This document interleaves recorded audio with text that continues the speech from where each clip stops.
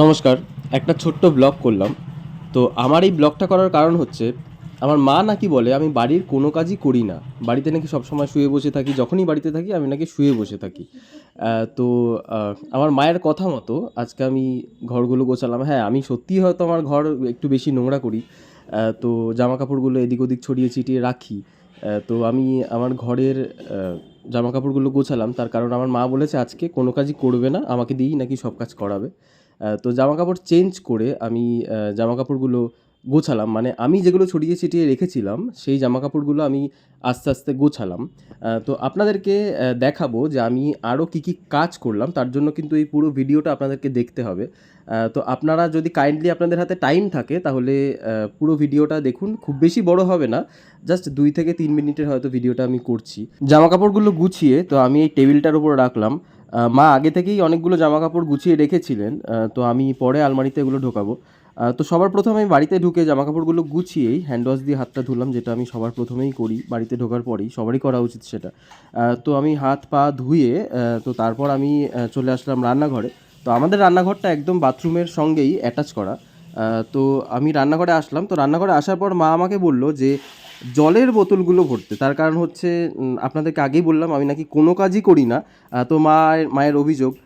তো মায়ের এর জন্য খুব দুঃখ আমাকে নিয়ে যে আমি কোনো কাজই করি না। তো মা আমাকে বলল যে জলের বোতলগুলো ভর। তো আমি জলের বোতলগুলো ভরলাম। কিন্তু আপনারা দেখুন যে আমি এতটাই কেয়ারলেস, মানে এতটাই কাজের প্রতি আমার অনীহা, বাড়ির কাজের প্রতি, যে জলের বোতলগুলো আমি ঠিকমতো ভরতেই পারি না। তার কারণ একটা দুটো জলের বোতল ভরার পর তৃতীয় নম্বর জলের বোতলটা ঠিকই উপচে পড়ে যায়। তো সেটাই হয়েছে আর কি। তো এই দুটো জলের বোতল রাখতে গিয়ে হঠাৎ করেই দেখি যে 3 নম্বর জলের বোতলটা ভরে গেছে। তো ভরার পর সেই জলটা আবার বাইরে পড়েও গেছে। তো তার জন্য মায়ের কাছে আমি বকাও খেলাম। দেখলাম যে মা রুটি করছে। তো কয়েকটা রুটি গ্যাসে চাপিয়ে, মানে বেলা হয়ে গেছে, তো আর বেশ কয়েকটা রুটি বেলে তো মা বলল যে যেগুলো গ্যাসে চাপানো হয়েছে সেগুলো আমাকে একটু উল্টাতে পাল্টাতে। তো আমি তো সেরকমভাবে কিছুই পারি না। হ্যাঁ, মানে আমি পারি, কিন্তু সেরকম মায়ের মতো তো পারফেক্ট হয়তো হবে না। তো এরকমভাবে আমি খুব একটা না পারার মতোই আর কি উল্টে পাল্টে কয়েকটা রুটি দিলাম। আহ, হয়নি হয়তো ভালোভাবে। মায়ের মতো তো হবে না, কিন্তু আমি তাও চেষ্টা করলাম আর কি মায়ের মতো করতে। কারণ মাকে তো দেখাতে হবে যে আমিও ঘরের সব কাজ করি। এরকমভাবে করতে হয়। কিভাবে নিভিয়েছি? কোথায় এইটা জানি। কিভাবে তুলবো এটা?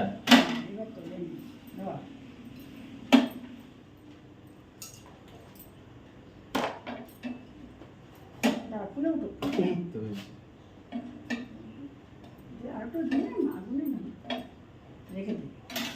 হয়ে গেল?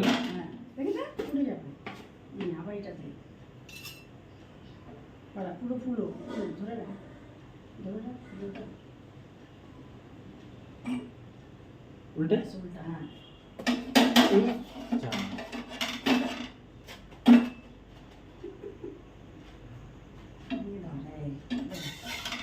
হয়ে গেল? তুমি করো, আমি পাচ্ছি। তো বেশ, আজকে আমি অনেক কাজ করে ফেললাম। আবার পরে ছোট কোনো ব্লগ নিয়ে আসবো। আপনাদের হাতে যদি সময় থাকে তাহলে আমার ভিডিওগুলো একটু দেখবেন।